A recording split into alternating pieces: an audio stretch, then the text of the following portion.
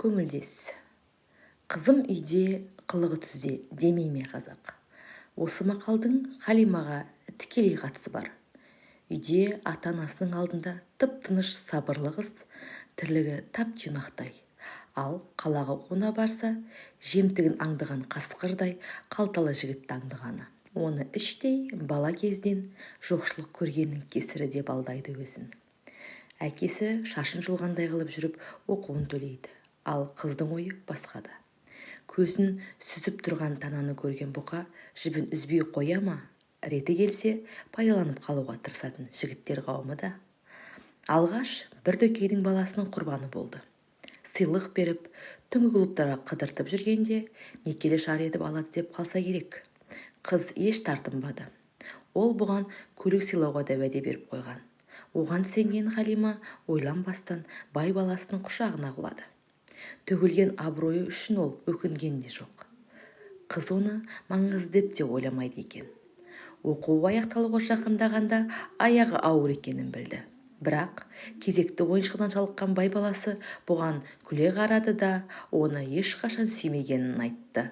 Жоспары күл-талқан болған Халима баланы алдырып тастады. Оқу аяқталған соң қалада қалып, біраз сайрандамақ еді. Қатал әке дегеніне көндіріп, ауылға алып келді.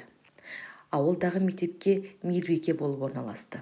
Қаланың қызығына үйреніп қалған оның өкпесі қысыла бастады. Бар ойы өзі үйінен кету болды.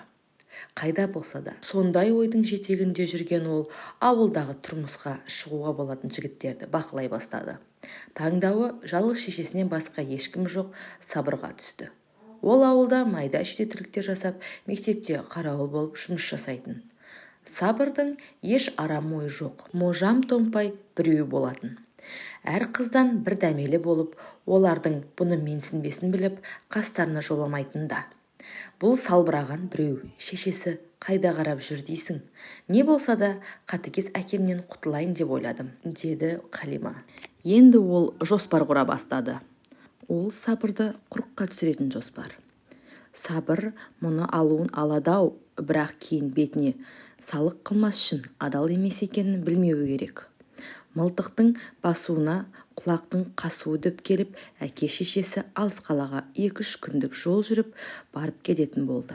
Оны естіген қыз Сабырмен қалжыңдасқан болып, арасында сөзбен түйреп алатын. Сұлудан дәмелі Сабыр мәз болатын. Әке-шешесі күткен күні Халима Сабырды шақырды. Үйдегі шкафты, есіктерді қиратып жатқанын, әкесі оны жасатуға кәрі екенін желеу етті. Ыстық тамақ жасап, қызыл шараптан да құюды ұмытқан жоқ. Сәлден соң жорта байқамасып Сабырға сүйкеле берді. Еркек емес пе? Оның да ойы бұзыла бастады. Халима өтірік қарсыласқан болды. Әбден қызған Сабыр ұйықтап кетті. Түннің бір уағында ол Халиманың жылаған даусынан оянды. Ұйқылы ояу, мастығы тарамаған жігіт не болған түсінбей әлек. Бетін басып отырған сұлуды, айра-жайра бөлмені көріп есін жинады. Есін жиған соң оған үйленетінін айтып Сабырға шақырды. Бәрі көзді ашып жұмғанша болды. Халима әке-шешесі келген соң Сабырдың олардың алдынан өтуін барынша жылдамдатты. Сонымен абыроймен қолдан ұстатылған қыз болып шыға келді. Сабыр да дән риза. Оның шағымданатын жөні де жоқ еді. Жұмысы бар, сұлу, тірлігі тапиядай жарды армандапты ма бұл? Халиманың бар арманы өз үйінен кету болған соң дегеніне жеткен ол алаңсыз еді. Енесі өзімен өзі, тамағы уақытылы дайын, киімі жуулы, тірліктен қолы босамаған. Одан артық не керек? Сабыр тапқан азын-аулақ табысын келіншегінің алақанына салады. Үйде Халиманың айтқаны заң. Осылай ешкім ешкімге өкпесі жоқ отбасының бір күніне ұқсап өте берді.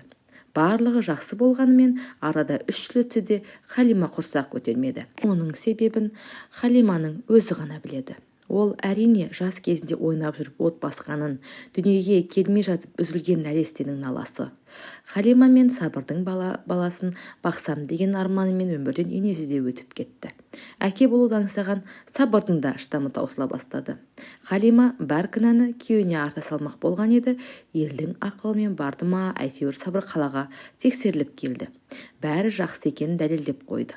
Сонымен Халиманың аузы жабылды. Ол енді балалы болудың қамын ойлай бастады.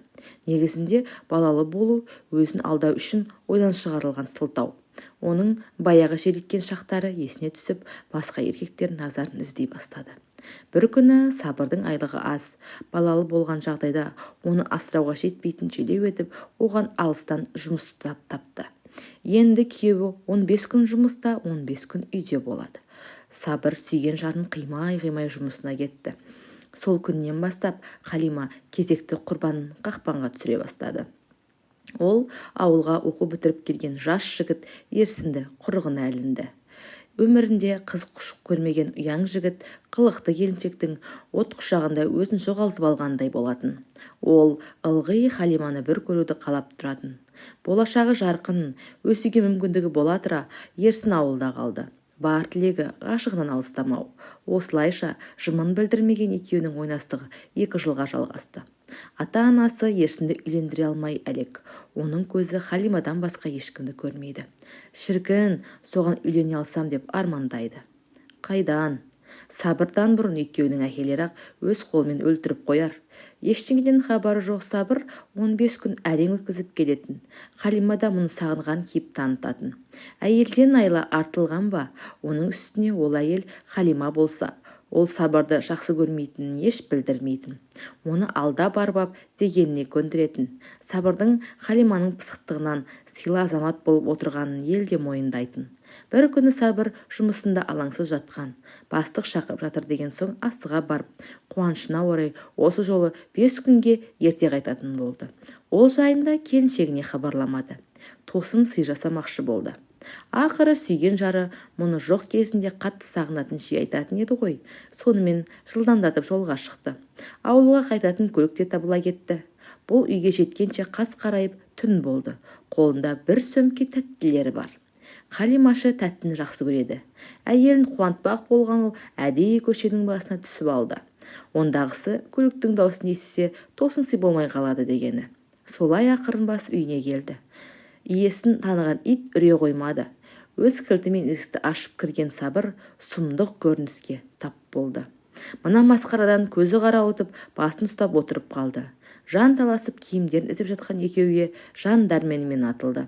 Халиманы ұра бастаған сол еді, есін сілк-сілк итеріп жіберді.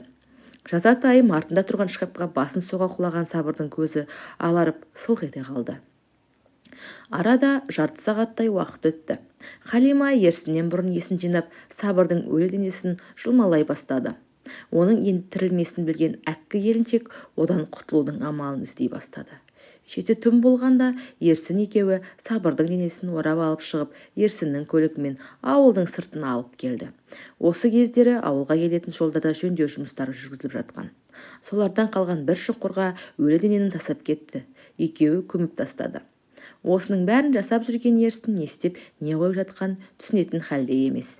Себебі өзі қорқып тұрған жігітті сотталып кететін, әке-шешесі зар болып жылап қалатын айтып Халима одан әрі қорқытып қойған болатын. Некелі жарын өлтіріп қойған үшін келіншектің өзі еш шіміркенбеді. Жеделдете ауылға қайтқан екеуі де үйдегі Сабырдың келгеннен хабар беретін барлық айғақты жойды. Денесі қалш-қалш етіп, есі кіресілі-шығасылы ерсін үйіне барып, бүк түсіп жатып қалды. Жасаған қылмысы есіне түседі ме, жоқ аузынан шошыды ма, содан кейін Халиманың үйіне аттап баспады. Анасы Құдайдың зарын қылған соң көп ұзамай ақ үлкендер таңдаған қызға үйленді. 1 жылға жетпей балалы болып бақытты өмір сүре бастады. Тек Халиманы көргенде танымағандай өте шығатын. Қорыққаннан қылмысын әшкерелетер деп секемдеген ол үнсіз жүре берді. Табиғатынан жаны ашу, аяушылықты білмейтін Халима алаңсыз өмір сүре берді. Сол жағдайдан кейін тәубесіне келудің орнына керісінше қалағанын жасайтын болды. Енді оны қатал әке де игере алмайтын. Сабыр бейшара із-түссіз жоғалғандардың қатарына еніп сүре бере ме еді? Соңғы кездері ерсін түсінен жиі шошып оянатын болды. Түсінде өздері көміп кеткен жерден шығып келе жатқан Сабырды көретін. Сосын түн баласы көз ілмейтін. Көптен бері дұрыс ұйықтамаған ол жындануға шақ қалды. Көзі шүңірейіп азып кеткен. Оның бұл түрінен үйдегілер шошый бастады. Енді бұлай жалғастыруға болмайтынын түсінді. Бір күні таңертең ерте тұрып үймен қоштасты да полиция бөлімшесіне барып сол түнгі оқиғаны бүкпесіз жайып салды. Сол жерде қолына кісен салынып, кейін Халиманы да алдыртты. Екеуі сабырды көмген жерді жобалап көрсетті. Ауылдастары бұл жан түршігерлік жағдайды естігенде шошыды. Ерсінің ата-анасы елге қарайтын халде болмады. Келіндері баласын алып кетіп қалды. Бір әйелдің айласы 40 есекке жүк. Бір Халиманың кесірінен қаншама адам қайғы жұтты.